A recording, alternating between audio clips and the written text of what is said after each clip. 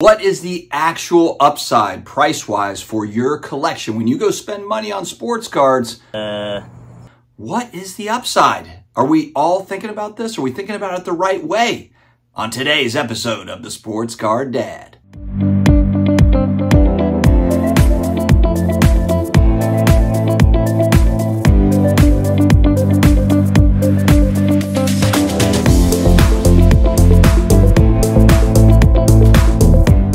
What's going on, sports card hobby family? I'm so grateful to be here, and I'm grateful to see your faces here tonight. We are back again. It's Friday. For a lot of people, it's payday. And so before I dive into today's topic, there is a bevy of discounts in my video description with a variety of different companies. SlabMags, 10% off. Color match these suckers up. You got a nice card. I've got on this one, the Robert Downey Jr. I've got kind of the Iron Man SlabMag colors to match it up. You can do all sorts of things. They got green, they've got black stuff. They got all sorts of gold, all sorts of different colors. 10% off with your Sports Card Dad promo code. Card Capsule, 10% off again. I've got a discount code for 10% off your Card Capsule cases and semi-rigids and top loaders and all the goodness, all the supplies that you need. It will be there. JustCollect.com. You've got a collection that you want to sell, but you don't know where to go. How do we get an appraisal? JustCollect.com is a very easy appraisal form. And on the Just Collect YouTube channel, Leighton Sheldon sharing different stories about collections that he's finding. Frank, I think we have a clip of Leighton. Collection for us here at Just Collect. I'm going to show you some of the highlights right now.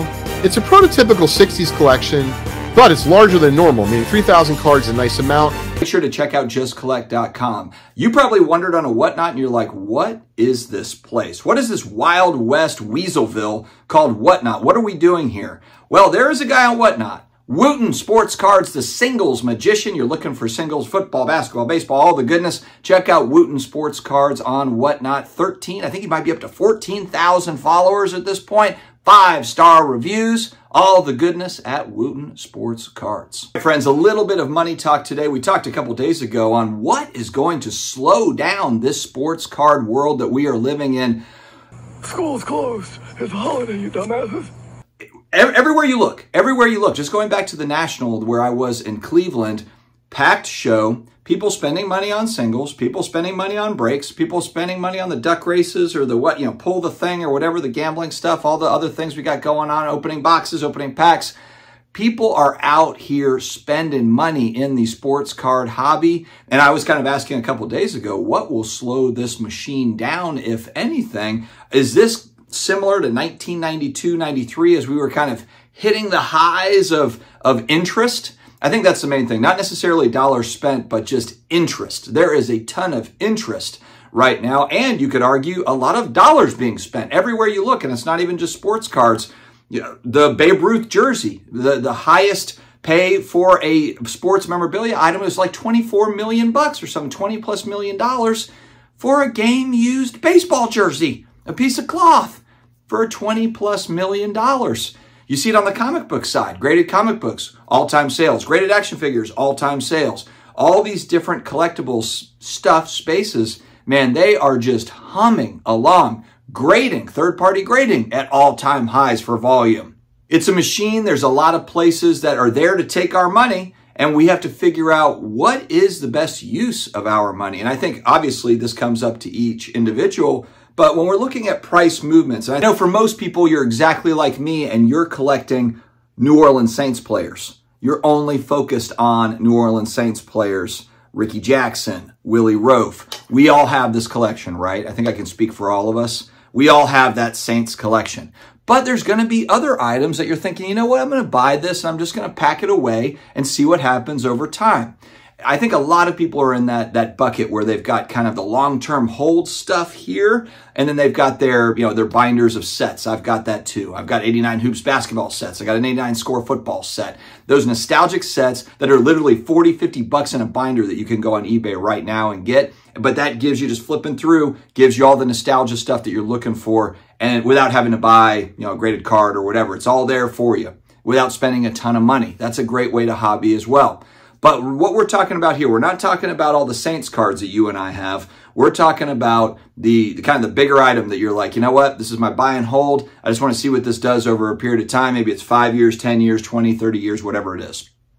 So in this world of all the awesome things, because I think that's probably the best way to put it. So many awesome cards. And also if you're into, see, I have the curse. I'm also into a lot of different collectibles stuff. I got graded video games, graded comic books, action figures, all the stuff. I'm an 80s, 90s nostalgia nerd, obviously. You know, so this, for me, opportunity cost is actually like a real decision-making process. What I've started to really do over the last, I would say 18 months, is making a priority list of, you know, this is a bigger item that I'm going to buy. How am I prioritizing that, you know, if it does come up, and I need to save for it, and I need to figure out if this item does come up, what am I moving out of to get into it? Which inventory is my moving out of? Like, I like this thing, but you know what, if something better comes, then I'm okay kind of moving out of that and getting into this particular item. I will tell you, I've had a lot of fun making the prioritization, long word, list. I've really enjoyed that. And you know what's crazy too, and I think this, maybe people can relate to this, that prioritization list changes. You know, you might be like, man, this is my these are my top 5 items that I would love to get in 2024. And then halfway through 2024, you're like, man, I think I could bump 3 down to 7, and maybe number 8 is coming up to 3, just depending on, you know, a variety of different factors. These markets, they change, they move.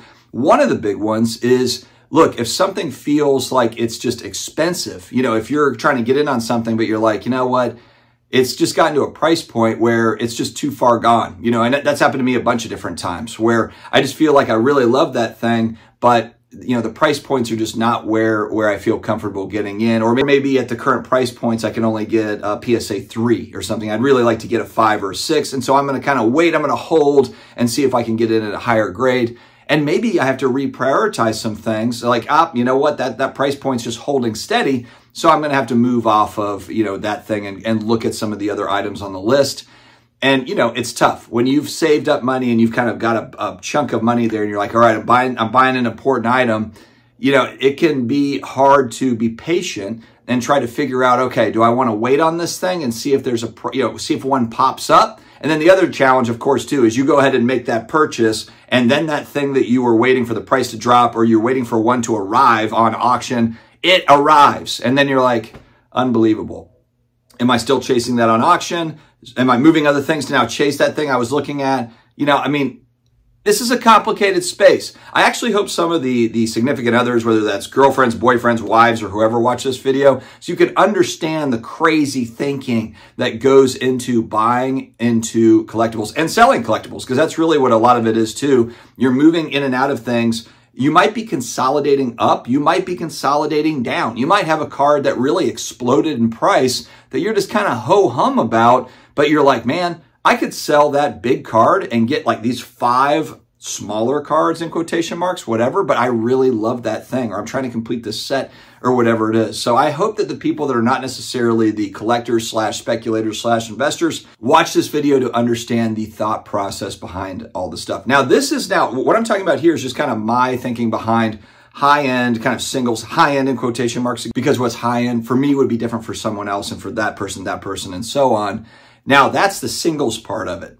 Now let's get into the buying new product breaks part of it, because I think this is an incredible thing too.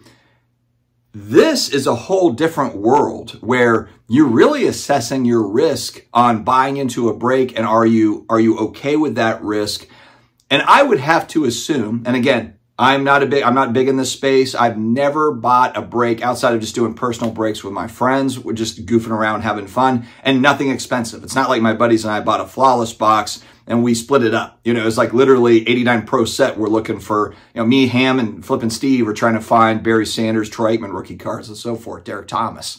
You know, so I've never spent any sort of huge money on a break or a Raz or a duck race or a basketball game, or, you know, any of these other things that are on the other side of the convention center when I'm at the National.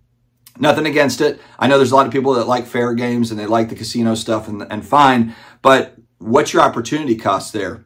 You know, I talk about it all the time on the channel. I know a lot of people think, man, you're just like, you're beating a dead horse talking about this, but the opportunity cost with this sort of thing is so huge. A lot of times, you know, you can buy into a break, or you can buy into this Raz or whatever. If you bought into a few and you get skunked, you literally could have bought a really nice single card. Now, I know you might say, well, yeah, but I bought into this $700 worth of breaks and I got $2,000 worth of cards this time.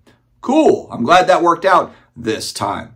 How does that look over the long run? I mean, the casino always wins. The casino always wins. So no matter how many times you might hit, you know, and then maybe grade the card or whatever, the casino always wins. The breakers really are the ones that are making the money here. The ones that are pricing things properly. They give good customer service. They're entertaining. They've got an audience they've built because of the entertainment value and so forth. There's some good ones out there. We've been posting Blez, the Blez brothers. Whether you like the Blez brothers or not, I met C. Blez. I like C. Blez. The older brother I've never met, but he's out here doing these WWE, cutting these promos. Pick up the phone and sell me the damn card.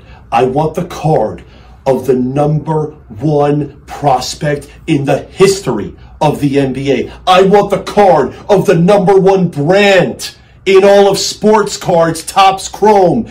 You know, trying to offer this $1 million bounty. It's entertaining. And the Blez brothers know cards. They've been doing it a long period of time. They didn't get into it 5 years ago. They got into it like 15 years ago. They're old timers in this game. So anyway, I understand the entertainment value. There's a new product coming out and you're like, man, we're getting in on this break. Maybe you're doing it with a few buddies. Fine. But there's opportunity costs there, you know, to where if you throw in a few $100 here, a few $100 there, man, the singles market has come down pretty dramatically. I think in part because of new product being expensive, breaks, and all it's being broken. It's all hitting the market, you know, and so I think that puts downward pressure when a lot of the hits are coming out on that new product, and it's kind of just putting pressure down because there's so many hits that hit eBay or, you know, the auction houses and so forth. And look, there's just a lot of new cards all the time. You know, every year, new draft class, new cards, new draft class, new cards, new hype player. So you're just kind of stacking these.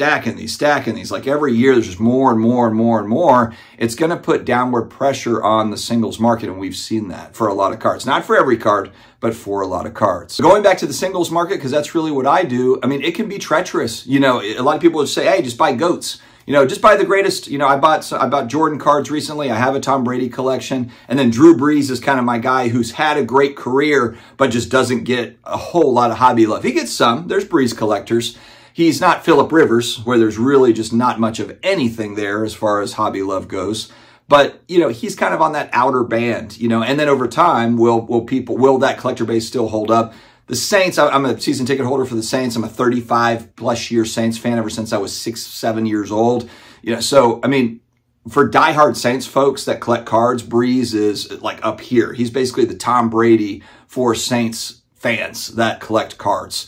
And so, you know, Brees is always going to have a special place. He's the greatest Saints player that we've ever had in the franchise. Probably always will be, frankly, if you break down the accolades individually. And then he did win us our first Super Bowl. He led the team, had an amazing game against Peyton Manning's Colts, which Peyton Manning won the MVP that year and then just got smoked by Brees in that Super Bowl. But anyway, sorry, Peyton Manning collectors. You take the card and put it in the sleeve. But even with Jordan, Tom Brady, with Mickey Mantle, with Babe Ruth, depending on when you're buying this stuff, you can still get hosed on that stuff in the short run. Again, we're talking about in the short run. Maybe over the long term, you're fine. Over the last 5 years, though, you've had prices, you know, prices have been up even right now on a lot of cards. Still cards hitting all-time highs or getting back close to where they were even 2020 and 2021, which let me throw in here too. Viewership on the channel over the last, I don't know, 6 weeks has been banging like we're in 2020, 2021. So thank you to everybody who's been watching. We have a lot of new subscribers. If you are new here, you've been hanging around and not sure if you want to subscribe, I appreciate your subscription very much. But that's been really cool to see. Viewership as a whole, just kind of, I don't know, just more people getting on YouTube and I guess checking out cards. It's interesting stuff, but I'm glad to have you here, so thank you very much. But even with the GOATs, if you just buy at the wrong time, you can also lose money in the short run. But again, like I said, if you go back in time, you know, there's a lot of things where you're paying all-time highs and then over time it kind of works itself out to where that was an all-time high at that point, but then over time you're like, wow, that was actually bargain shopping. You know, so you just don't really know. The real danger in singles is new players and active players.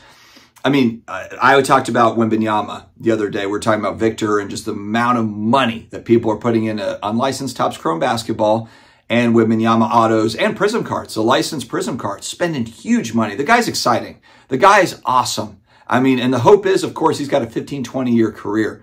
You know, but you just never know. And we're not talking about, guys, we're not talking about like the money people were putting into Harold Miner in 1992, where it was, you know, $10, $15 for baby Jordan rookies. Calbert Chaney, you know, I'll throw out some names here, you know, and even guys that had good careers, Chris Mullin, you know, Mitch Richmond. I'm just throwing out random basketball players, but these guys had good careers.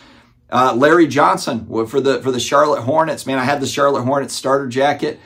Grandmama, you know, Larry Johnson had a pretty decent career. He had back issues and stuff, so he didn't have a long career, but big hype coming in, and he actually, you know, played pretty well, just had some injury stuff. You know, there's going to be good players. I think even like Zion and Ja Morant, even with all the hype and the prices that went up and then came down, I think overall they'll probably have pretty decent careers, but it does not mean that they will have long-term hobby love or a big collector base. It does not mean that.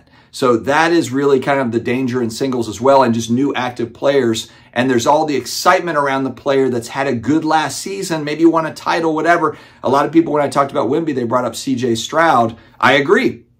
CJ Stroud, I mean, look at the graveyard of starting quarterbacks that had a great first year, couple of years, or maybe they struggled first year, but then kind of had a good few years. You know, I mean, there is loads. That's actually in part why I collect Tom Brady cards, is because outside of Patrick Mahomes, there's just nobody that's going to touch those accolades. You know, it's really those two guys are really kind of the 1A, 1B. A lot of people have compared, it's like Jordan and LeBron, except for, you know, Mahomes still has a lot of time, I feel like, to try to put a dent in Tom Brady's accolades. He's also got an extra game now, and maybe even, who knows, like there might be an 18-game season where, you know, a lot of the single season stats are going to get, like even Breeze is second to Tom Brady, you know, in passing touchdowns, passing yards. I assume that a Mahomes, you know, if he's got an extra game and then eventually another couple of games, you know, I mean, he's got to break those at some point. But again, you know, I mean, there's not that many guys that pan out.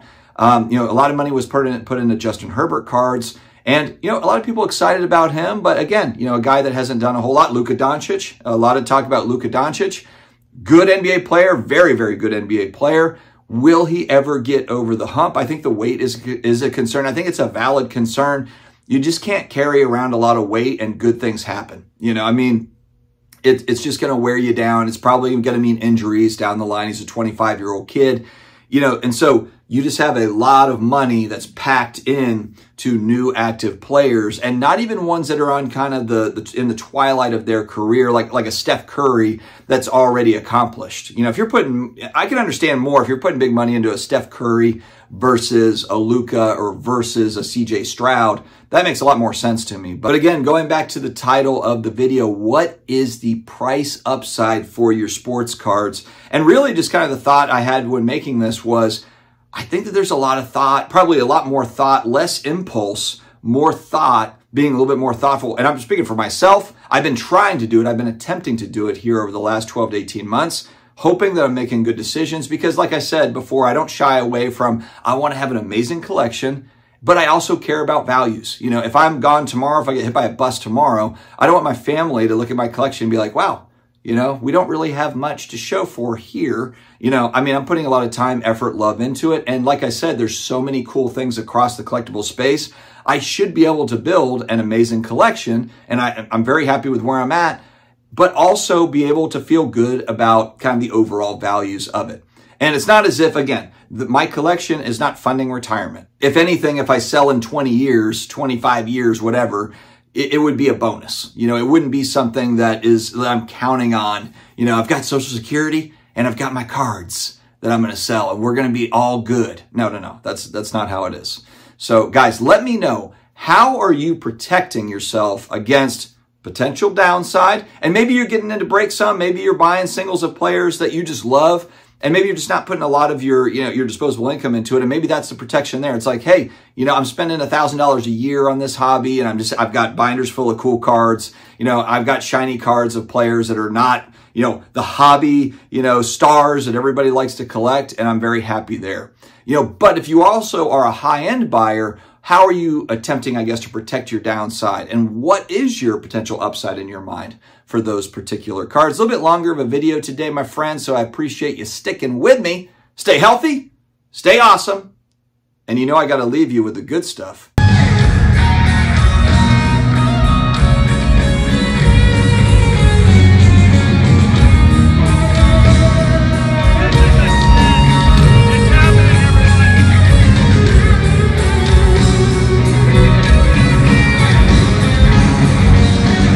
I'll talk to you again later.